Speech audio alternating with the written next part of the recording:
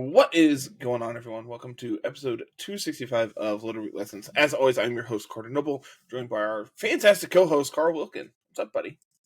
Not a whole lot. We don't get to do this very much anymore, but hopefully here soon, this will be a more normal occurrence. Yeah, for sure. So Angelo is off doing something in New York this weekend, I think he said. Which we're recording Friday. Yeah, I go to overnights this weekend. So it made it really awkward. Just like, if you can't record and I can't record Sunday, huh? Yeah, we got to figure it out. It's like, I guess we figured it out. Like, I guess we can make Carl plus somebody else record. It's like, or Carl and I can just record during the week. That's also fine. Yeah, like that's the fun part about being where we're at right now. Like the whole VGC timetable thing. It's like there's not a whole lot of interesting stuff going on anymore. Like, yeah, we'll have I think we have Atlanta coming up here soon. That's next week, I think. 2 weeks out. That sounds right. And then after that, it's the waiting game for Reg I or Reg H Part 2 or whatever the format's going to be for Milwaukee. Atlanta is the 11th through the 13th, so yeah. 2 weeks out. So not this week, but not next weekend, but the weekend. Yes. Next. So we'll have to figure out what we're talking about next week too. That'll be fine. Yeah, we'll figure it out. We can figure it out. I'm smart excited people. as always. So today, this is an idea I presented to you months ago. At this point, I think that sounds about right. And, months ago. It's an interesting idea that I've had for a while, and then False Swipe Gaming and like Wolfe Glick have done something very similar, but like not in the aspect that like I want to talk about it. Like, so we are going to be covering the best Pokemon from each generation for VGC, starting all the way back from like historically what has been the best, not in the current format. So there's a little bit more context of just Carl and I have played in Scarlet and Violet. We played in Sword and Shield. I had like Sun and Moon experience, but like we're gonna be going back to like all the way back as far as we possibly can, and like talking about like what has been good and what has historically always been good. Yeah. Disclaimer: these are just our opinions. Also disclaimer: we're not experts on older formats. Like also disclaimer: formats didn't technically exist until Gen 3, so take all of our Gen 1 and Gen 2 stuff with a huge grain of salt. Well, I think the big thing about those is, it's hard to talk about those like historical formats when doubles don't exist. So like you can't talk about a VGC format that doesn't exist, right? Right. So we've played a little bit of what Gen 1 doubles. Oh, Gen 1 doubles is so cool. That was so fun. That was such a fun format.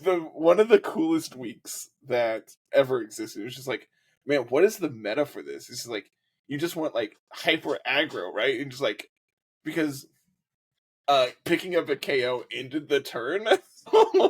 It was just a lot of like Alakazam and Starmie speed ties. There was a lot of Taurus running around. There was Snorlax walls. Yeah, Chansey, very, very good. Chansey was very good. Basically, it was everything about like Gen 1 OU, but like ramped up to like 11. Yeah, put in the doubles format. It was fun. It was a fun time. It was a very cool week, and I need to figure out how to do that again. You just got to ask somebody. The problem is I'm sure like that those rooms still exist because it was like on a private server or whatever. The downside is you're never going to run into anyone playing it now. Yeah, unless you just have a buddy who's also wanting to play at the same time. Correct. But yeah, so we've got a tentative list for Gens 1 through 9. We'll probably start at 1 and work our way to 9. Makes the most sense to me. Makes the most sense, right? And then we can rank them however we want to rank them after that. So I think the other big thing when like talking about this is obviously like you and I have like done our homework and like have a list of like what we're actually considered the best, right? But I don't think there's a lot of like fun in just saying, well, Gen 1, it's clearly Mr. Mime, just throwing something out. Right, yeah. There is a lot of like nuance, and like trying to have a discussion about it, I think makes a lot more sense than just saying this Pokemon, right? Like, yeah, like the way I started making my list, I literally went and found like, okay, I want at least 5. Yes. And then I was like, okay, now narrow this 5 to 3 or 2, and then narrow that to 1 and figure out which one you think is the best. And I think like when we actually go to talk about this, I think the best way to break each generation down, and this might honestly like turn into a 2-part episode, like this, like depending on how much conversation we actually have, this could be like what we talk about next week too. I think talking about like what each generation has as like actual like standout Pokemon, and then like breaking it down and like talking about like what each one has as like all stars, like which makes them good, and then eventually talking about like what we ultimately picked as our favorite, right?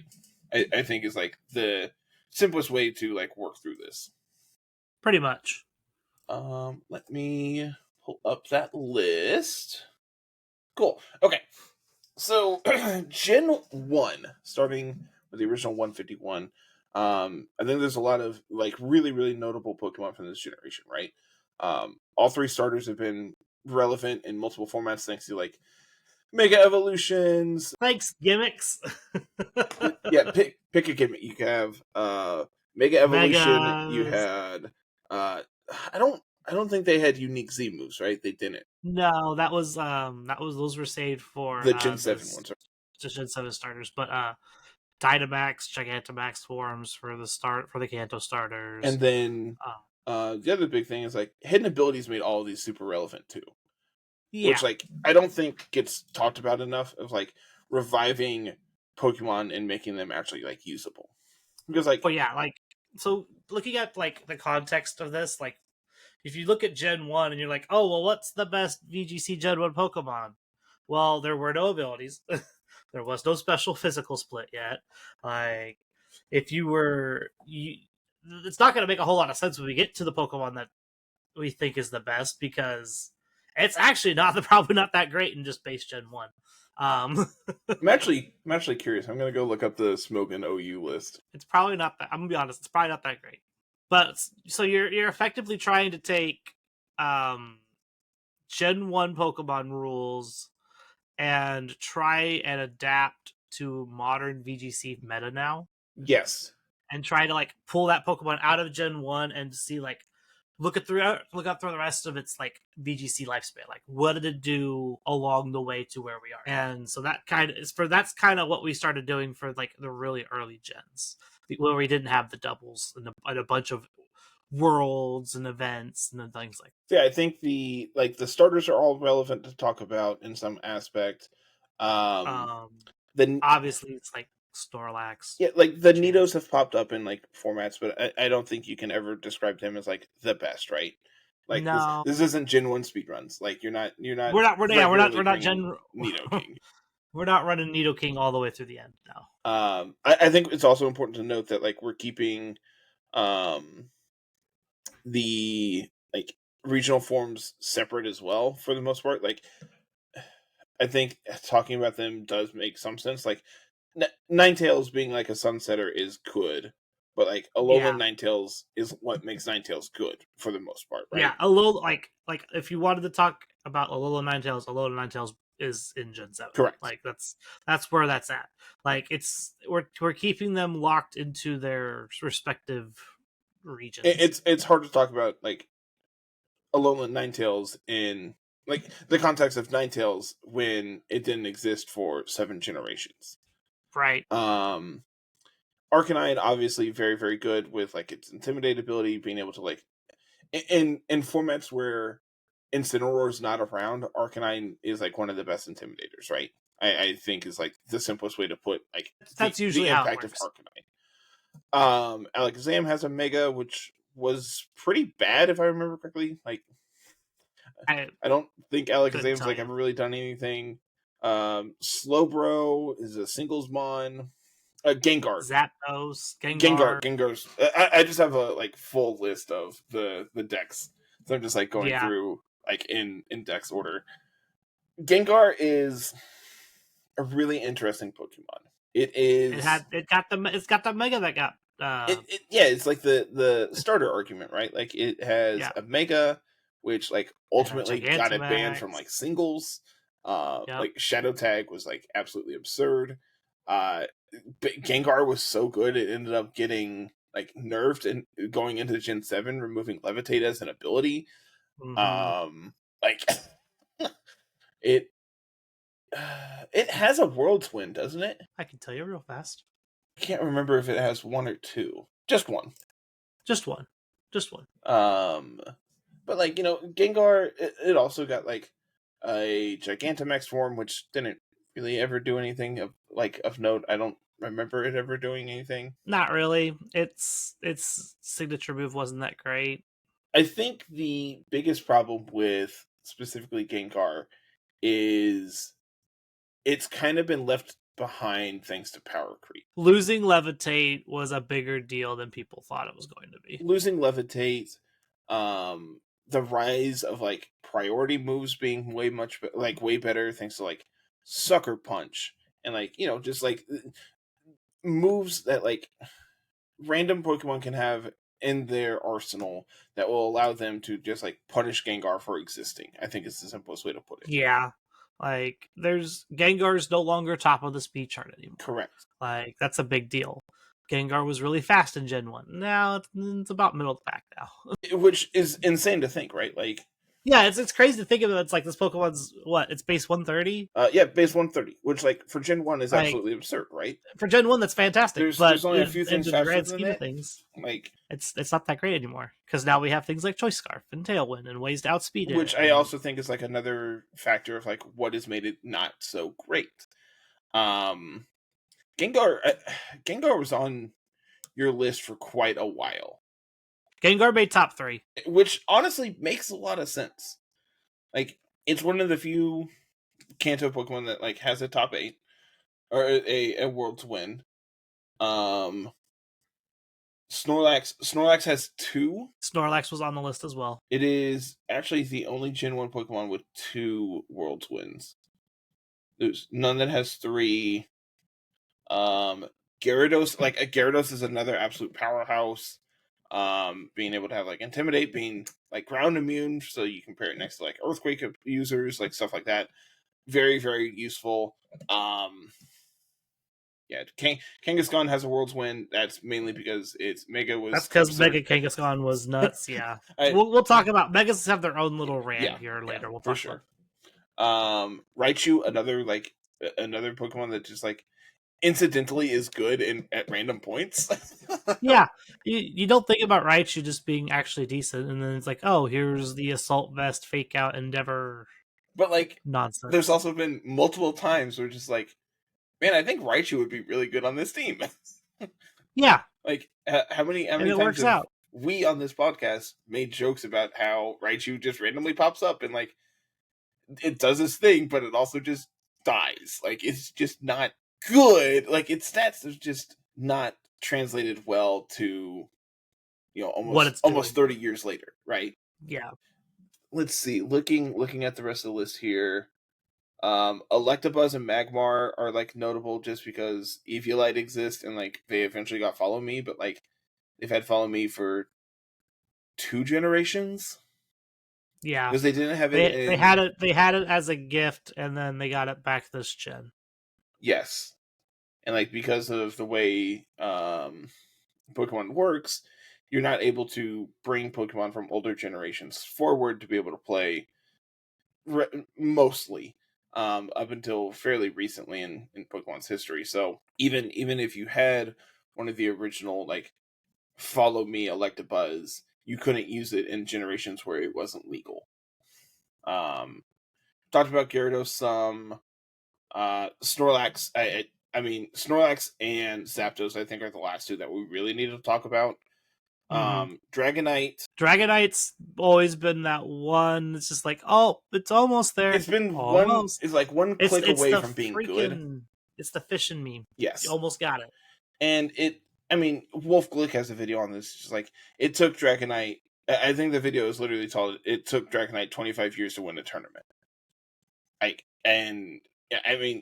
explains it, right? Like in early days, pseudos just were stat monsters, right? And like even today, they still kind of are, but like their stats aren't balanced in a way where it makes it. I shouldn't say it like that. The formats surrounding what Dragonite has been legal in have kind of historically always punished it, and like the addition to adding fairy types into the game was a huge nerf to dragon types. And the fact that like fairies are still considered like one of the best, if not the best type. Heck, I'd argue adding steel really hurt dragon types. Yeah, another resist. And like the big problem with early dragon types is they didn't have dragon type stabs, right? Right. You had Dragon Rage, Twister. That's it, right? And then that was it in Gen 1. No, Twister was Gen 2. Twister was Gen 2. Twister wasn't Dragon in Gen 1. It was still a move, but it wasn't Dragon. That's not true, is it? I'm pretty sure Twister was a move in Gen 1. It just wasn't. It wasn't Dragon. Twister is a Dragon type move introduced in Generation 2. It is Gen 2. Yep, I didn't think that sounded right. Like, I've been playing a lot of Gen 1. I think, no, but... To be fair, you've been playing a lot of modded Gen 1. Correct, yes. I think the last two that we really should, like, talk about are Snorlax and Zapdos. Snorlax is the big one. It was the other one in my top 3. When I was going through making the list. Snorlax getting the special Z move. Snorlax having the gluttony ability with the cuss snap stuff, having access to do these cool things with Belly Drum, being a really good just defensive wall in general has always been a good thing for Snorlax. Getting the Gigantamax was cool. Being able to what did its Gigantamax move do? It was G-Max Replenish, I think is what it's called. Which is like revived berries. I think it revived your berry, yeah. 50% chance to restore berries. Yeah. So like you could do like custom things with it, but for the most part, like in my opinion, Dynamax Snorlax was just better because speed drops from G-Max. From Max Strike was just awesome. I also think Snorlax was pretty heavily carried by like the early dominance of Mimikyu, which I don't think enough people really talk about.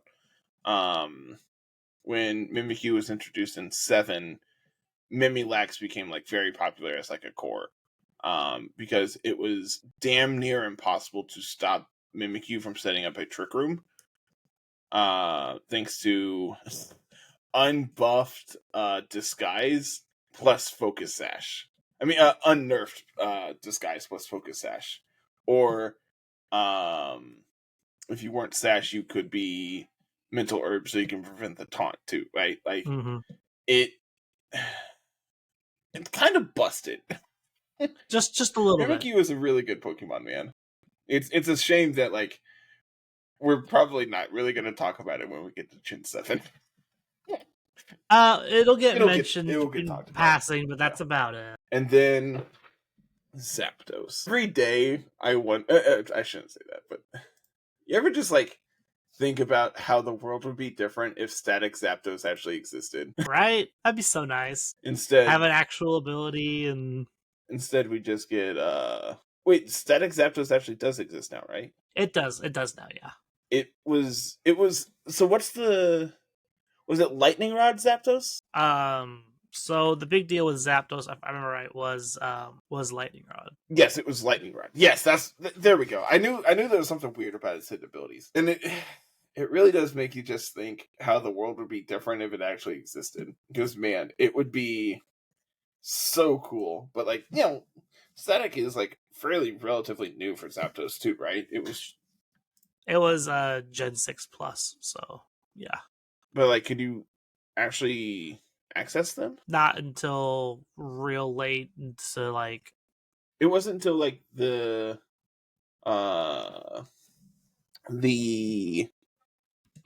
RBY came out on Virtual Console, right? Because then you could transfer over the birds and they'd have their hidden abilities that way. Mm-hmm. Was that the only way to access hidden ability birds still then? I think that sounds right. Because birds were static in Gen 6, and you could get them in portals in Gen 7, but again, I don't think they had hidden abilities that way. So you actually couldn't play them until Gen 8 when we got the ability patches? Is that right? Mm-hmm. Yeah, because that's what I remember it being such a big deal, is because we didn't have access to it until Gen 8. Okay, so yeah. Okay. How do you I'm curious.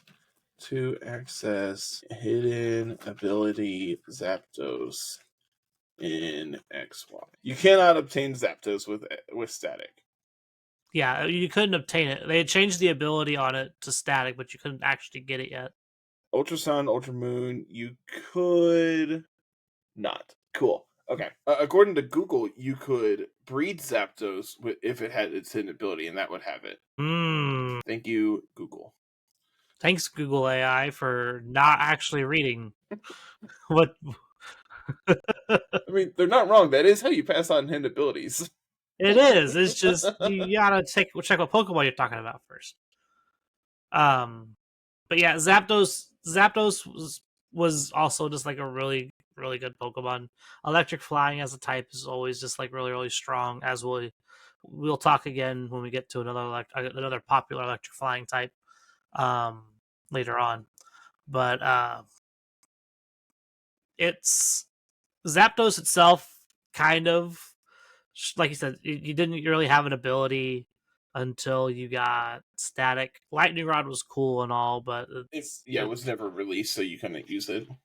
Yeah. And so it's literally just like, oh, we have static now, and that's neat. But perfect time to be your Urshifu answer. Zapdos, like we have Zapdos right now, and I don't think I've seen Zapdos at all in Scarlet and Violet. Like the reason Zapdos sticks in so many people's minds in this current like age is because Electric and Flying was like really good for Dynamax. Mm-hmm. Being able to turn off sleep, being able to get speed ups, and Zapdos having that Weather Ball access means that you could pair this next to Kyogre or Sunny Daemon, have water or fire, or rock if you had Tyranitar, or at the time, ice if you had hail. Who needs HP ice when you have Terra? I mean, Max Hailstorm. Max Hailstorm. Yeah. That's the word. But yeah, so ultimately we settled on Arcanine being the quote unquote best and show out of Gen 1. And I do think that a big part of that is Intimidate is just such a good ability. Arcanine has very good stats for its Kanto variant. Honestly, fairly few and far between. I shouldn't say it like that. With minimal weaknesses that are actually like pressuring it. Like its weaknesses you can easily cover for, right? Like Rock and Ground, Intimidate is good against typically good against both of those types. Like physical, special Rock or Ground types are few and far between. Look at you, Gastrodon. The best special ground type is Landorus, who has a higher attack. Like, yeah, right. But yeah, like not only just Intimidate, when we got Justified Arcanine too. Yeah, very relevant. Being able to do things with that was really powerful. And then we got obviously Hisuian Arcanine down the line. It kind of overtook Arcanine's place as just like a better Arcanine version. That's fine. Hisuian Arcanine's its own thing, but it still kind of cements because they didn't, other than getting an extra type, they didn't really change a whole lot stat wise between the two of them. I think Hisuian got extra attack. Does it? Yeah, it got 5 extra attack versus 5 less special attack. Yeah, just like a strict buff. And it lost 5 speed and gained 5 HP, which minimal in the world of Pokemon. 5 left and right is very, very small. I feel like we should also probably mention this now. We're not talking about restricteds in this because oh god, yeah, no. If we were talking about restrictions, it'd be after Mewtwo, it'd be easy. Would it? Yeah. Are we gonna put Lugia and or Ho-Oh? I would probably put Ho-Oh in at Gen 2. Gen 2 is also another really weak pool. Would you see what we have to talk about in Gen 2? Should we just transition into Gen 2 here? I wasn't done hyping up Arcanine. Yeah, talk about Arcanine then. Arcanine also benefited the most from the physical special split. Yeah, big. One of the best things that ever happened for it was the fact that you have things like physical fire moves now. Actually, to use your base 110 attack stat. You also were the only Pokemon to have extreme speed for a very, very, very long time. Outside of event, Dragonite, right? We're the only ones. It was specifically the event Dratini you got out of. I say event. Out of Crystal, it was specifically the gift Crystal. That's it. Yep, the gifted Crystal. That was it.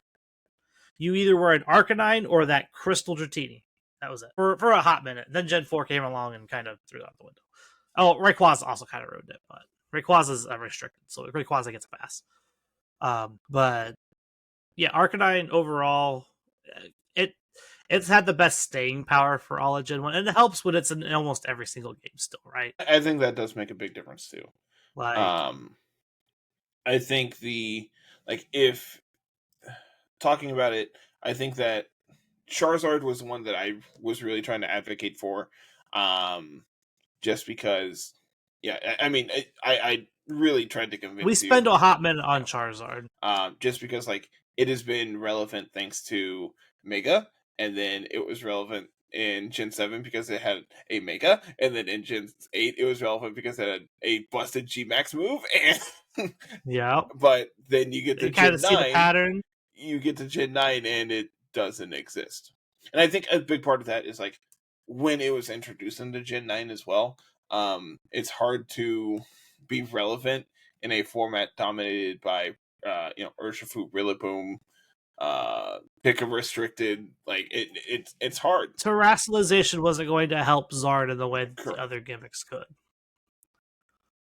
So yeah, that's why Arcanine gets the nod. Arcanine's done the most, been able to do the most without needing extra help. Does that make sense? Arcanine is still been good without the extra pushing. Other than the physical special split and whatnot, and hidden ability, which everything had hidden abilities at some point, but Arcanine was still at least average to decent in most formats. Arcanine would still see play if it only had just Intimidate. Yeah. And that's not counting the fact that it has Will-O-Wisp access on it. It just has a ton of very useful tools that make it good. Yep. All right. Gen 2 time. Okay. This generation was very weak. Gen 2 because relevant Pokemon. So there's Typhlosion. You mean Charizard with no wings? Azumarill,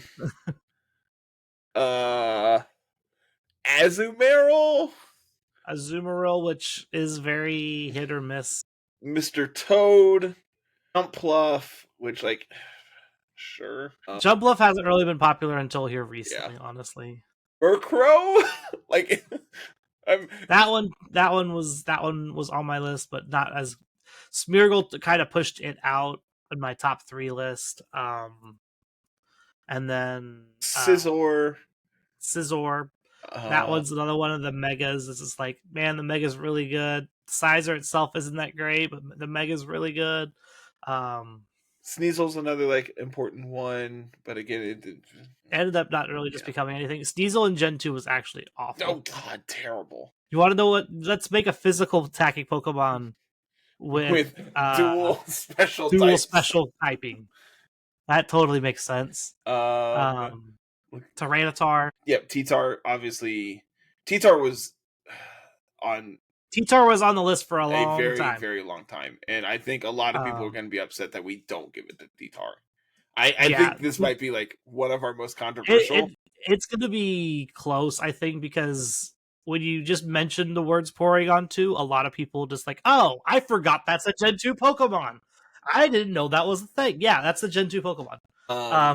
So like T-Tar and P2 are absolute mainstays of any format they're legal in. I think that like P2, especially since VGC has been like an actual officially supported format in Gen 5, right? It was when it was its official start.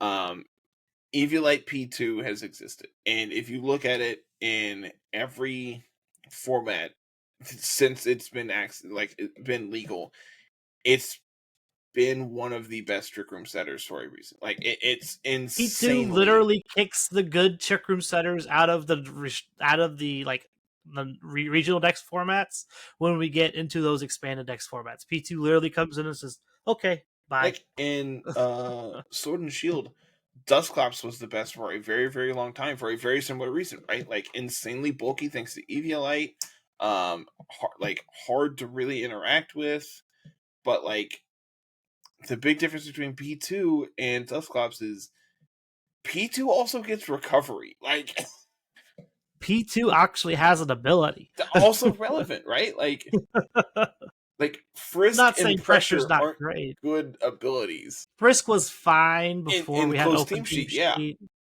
But Pressure wasn't that great. But now that we have open team sheet, Dusclops doesn't have an ability anymore.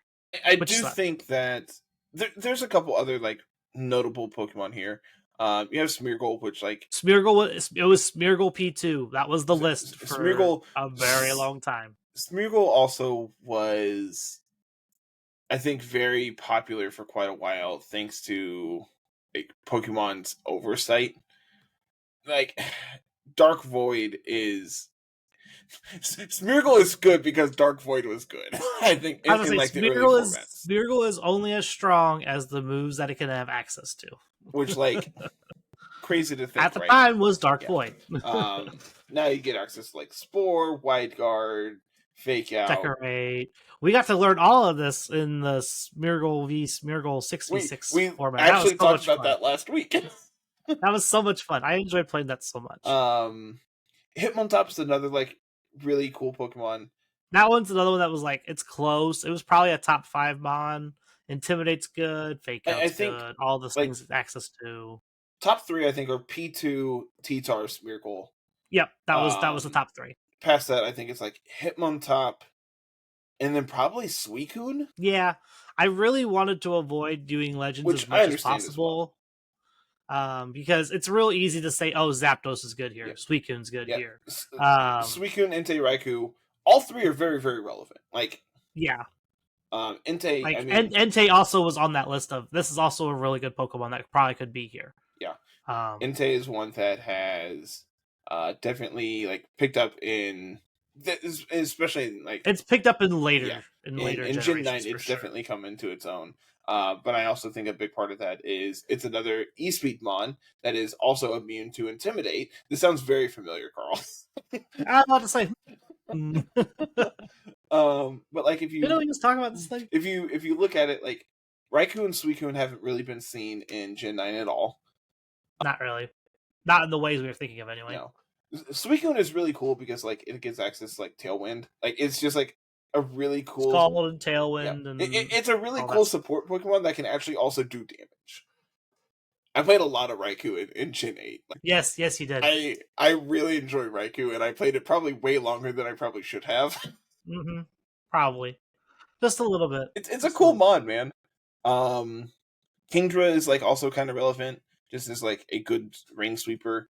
Like Politoed, Kingdra, something you and I have very, very near and dear to our hearts. That was our first pop off. Yeah, like our first big very video was the Rain. Kingdra Rain when we got access to that. Steelix is another one that like it's close. The Steelix was close to making the top 5. It's probably like maybe top 10. Umbreon is one I don't think we've talked about at all yet. Umbreon was on my list to start, and I kind of pushed it off because early Umbreon wasn't that great. Umbreon didn't really get Umbreon's only really good in very specific formats. Right. Very That's specific with times Umbreon. when it's good. Restricted formats tend to be its strong suit, and so like the fact that just like for 6 months out of a game's entire life cycle, Umbreon's good. Versus Porygon 2, which has always been good. And it's just like, can you really just like Porygon 2 is also still really good in the restricted format, so it's just like you can't really push it out. Want to give a special shout out to Shuckle for ruining Pokemon games. yes, got to give Shuckle its due. Just gotta give it its due. You know what you gotta do. I'm trying to look at this list of just like what other Pokemon you could really talk about and like what they've done historically. I don't think Mega Ampharos ever really did anything. You got Mold Breaker as an ability, if I remember correctly. That sounds correct. But like I don't remember it ever really being relevant. Mega Steelix is just like a giant wall. Mega Scizor was very good for quite a while. Yeah, Mega Scissor's the reason why Scizor was even ever brought up. I mean, Scizor has been like relevant too. Like it was. It's been relevant as long as Bullet Punch has been relevant. So very good with like Technician Bullet Punch. It was playable on like the Rain teams in Gen 5. Scizor is just like one of those Pokemon that like I think a lot of people think it's way better than it actually has performed. I think is like a one way to put it. The issues with Scizor tend to be it gets pushed out of the format rather quickly. When Technician Bullet Punch isn't good, Scizor isn't good, and that's been the big thing. Is Technician Bullet Punch isn't always good in the format, especially now that we have things like anti-priority and stuff like that. So Scizor kind of gets pushed around because that's what Scizor needs to do. Is it needs to abuse its high attack stat with the priority boost. I also think that this might sound crazy to like hear, but just hear me out. I think the big reason Scizor was good in these earlier generations is because your Intimidate Pokemon weren't as good. That's true. And that that's crazy to talk about in like a format where we had like specifically Gen 5 where we had Landorus Therian. I mean, Landorus could only ever hit you for neutral. Correct, right? Like unless they were running like HP Fire, which like that was the only way. That's what I was trying to think. Of like that's the only way they hit you is HP Fire, which that one I don't think was ever relevant. Like no, I think that one was actually like really hard to get for Landorus. I think if I remember correctly, if you were playing HP on Lando, you're playing Ice, so you could win the mirror. Yeah, it's 100% what it was. But yeah, I mean, Gen 2, there's not. Granted, it's 100 Pokemon, and I mean we've talked probably about 15 of them, maybe. Like that's not a bad percentage of like playable Pokemon, but man, if you look at this list, there's also some real stinkers filling out this decks. Like the starters, all three are kind of meh. Like Typhlosion has really come into its own thanks to specifically Eruption. Like that's the reason Typhlosion has ever really done anything. Man, the early rock bugs are bad.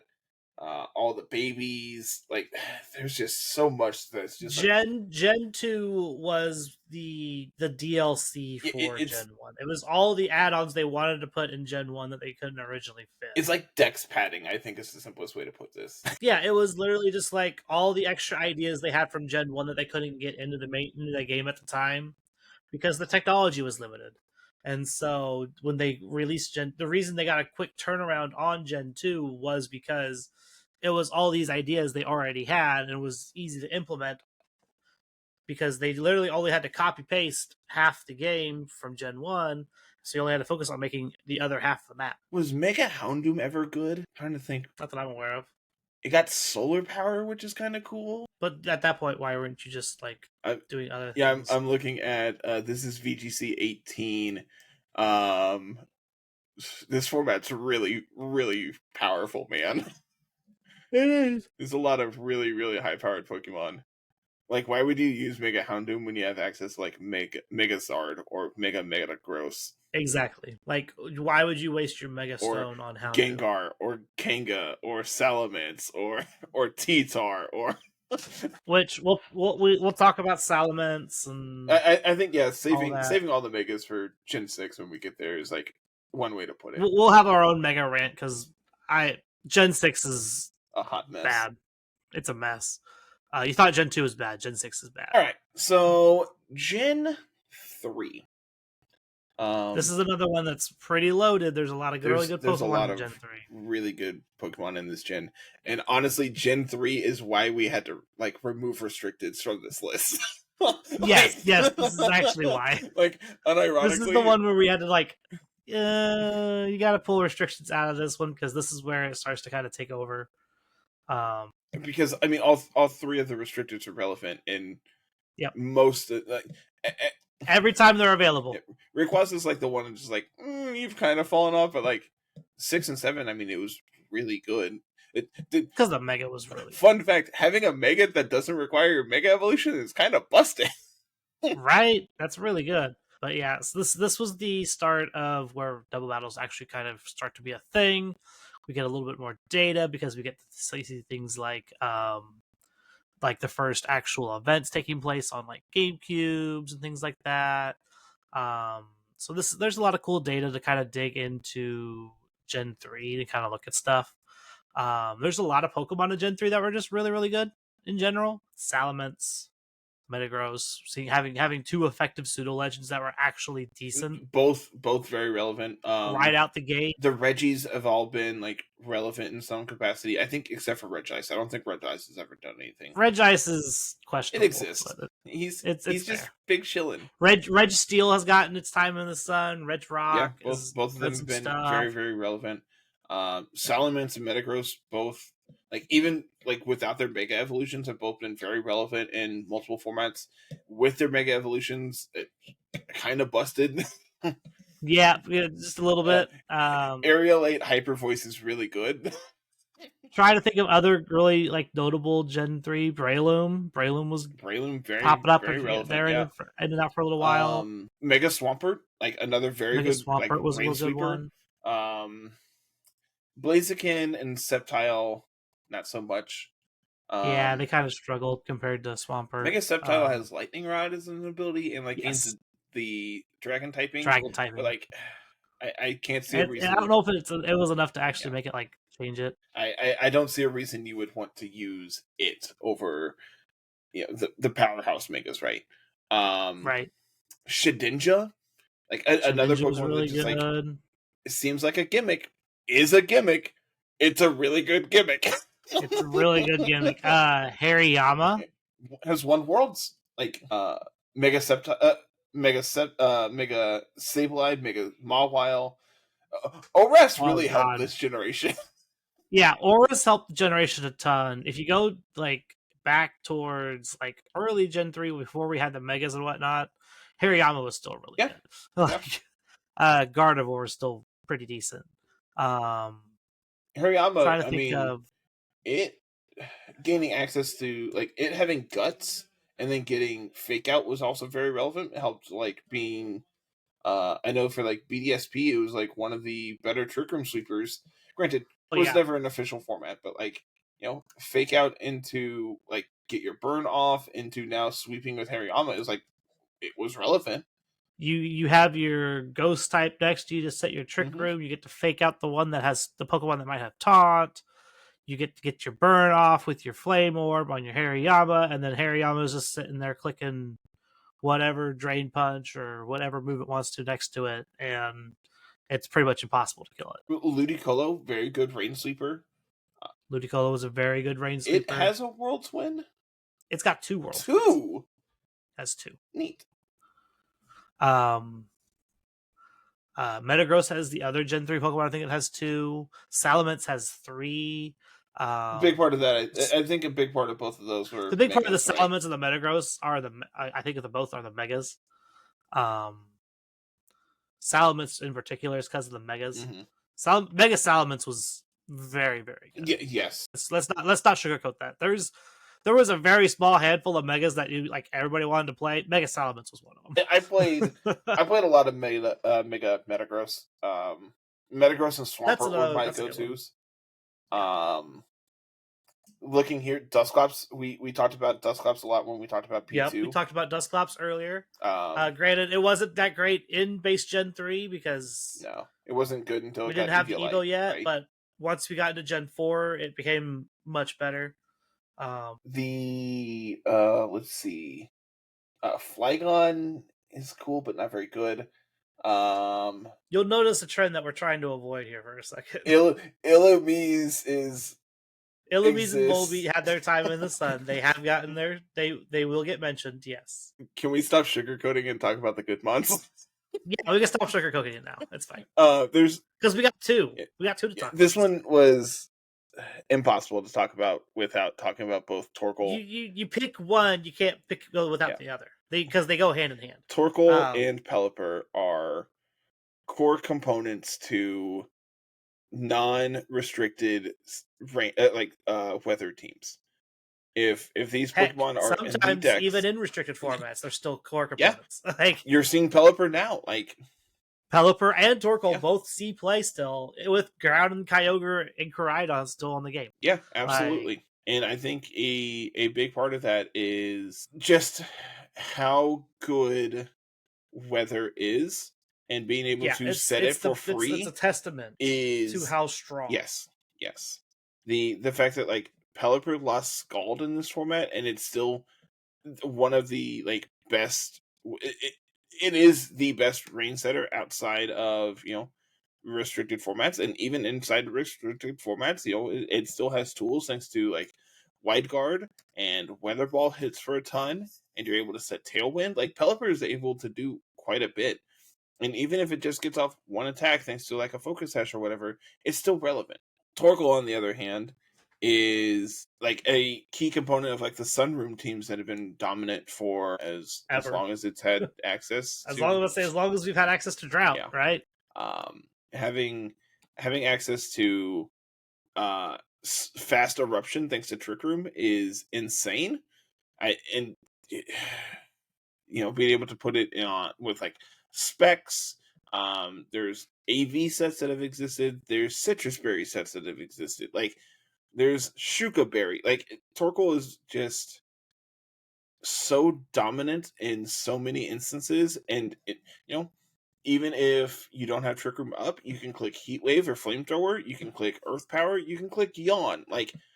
Torkoal. There were so many things that both of these Pokemon could do outside of just switching in and out to set weather, and that's saying something, right? Because that's what you play them for.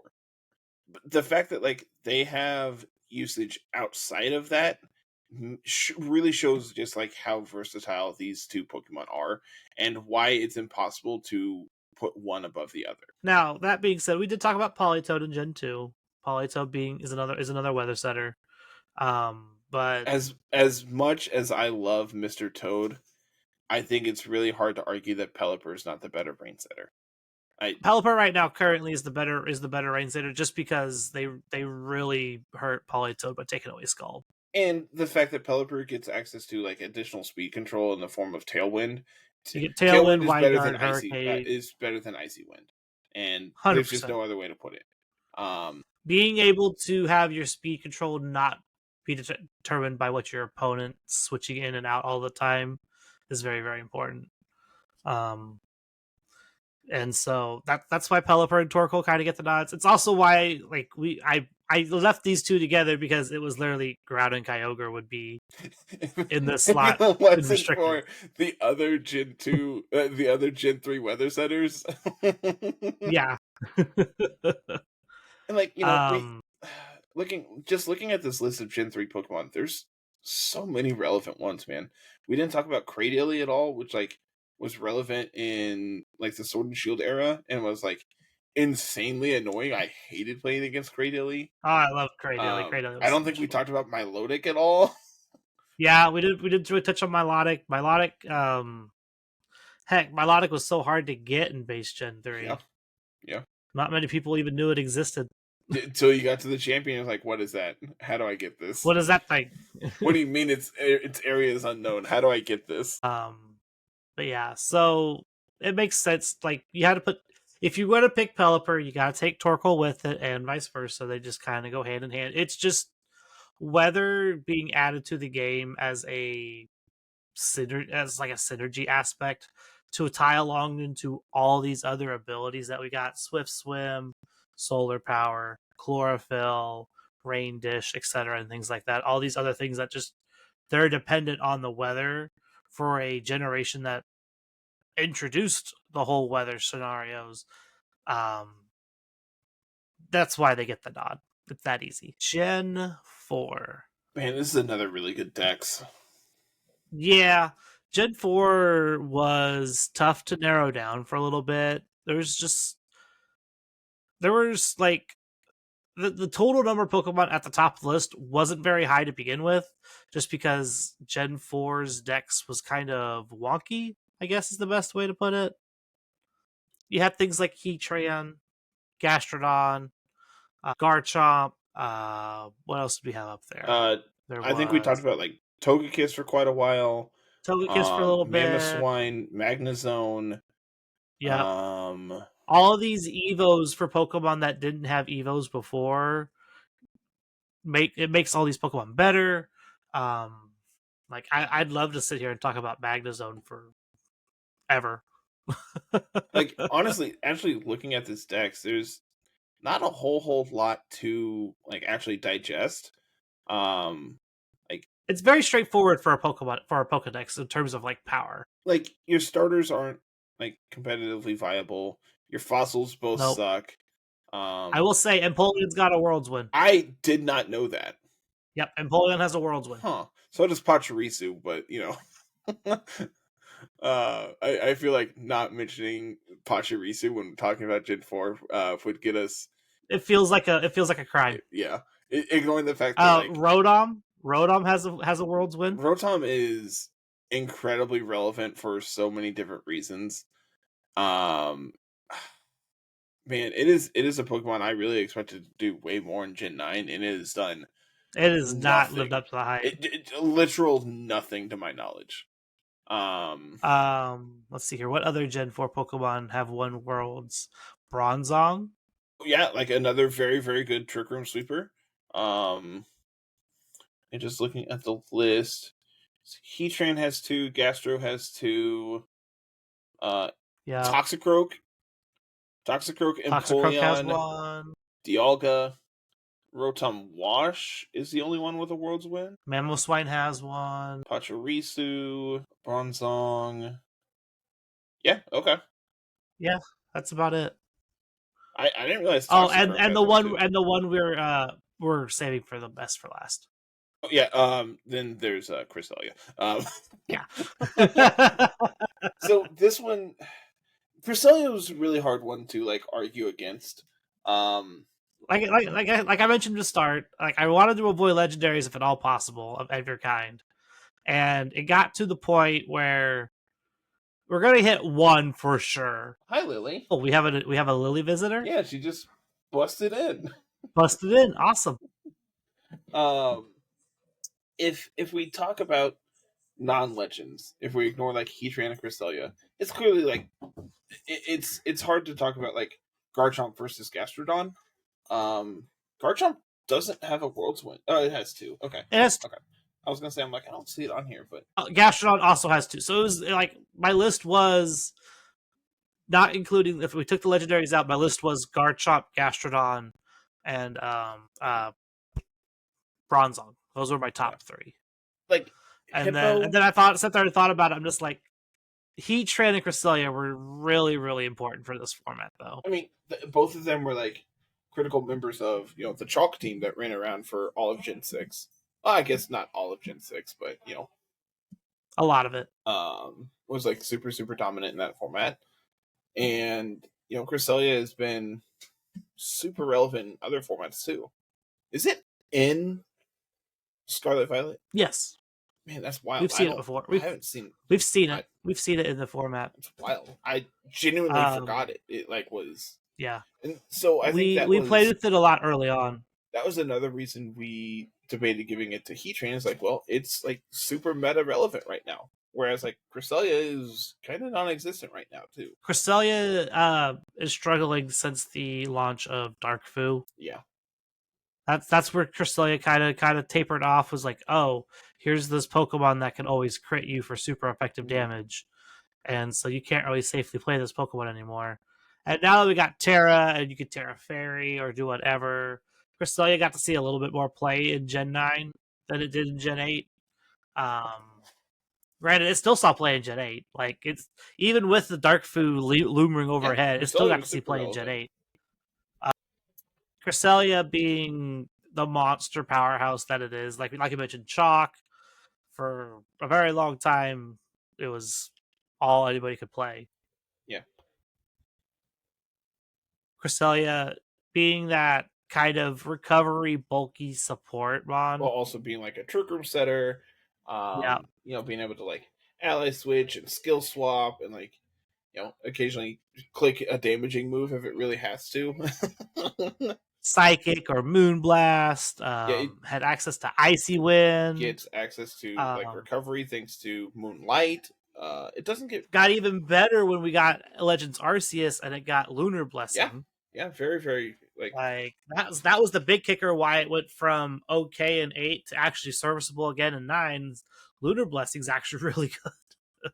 Yeah, this format, this like Dex is really interesting, man. There's a lot of like really unique. There was a lot of unique designs in Gen 4. Power wise, it was very much a pyramid. Oh yeah, the good mons are very, very good, and then there's like the good ones are at the very, very tippy top, and there's very few of them actually that are actually that good. Yeah, and then the most of Gen 4 is down here. We didn't talk about like Abomasnow or Weavile either. Like both of them have had like some play. Rhyperior was like a dominant force for like a non-zero amount of time in Sword and Shield.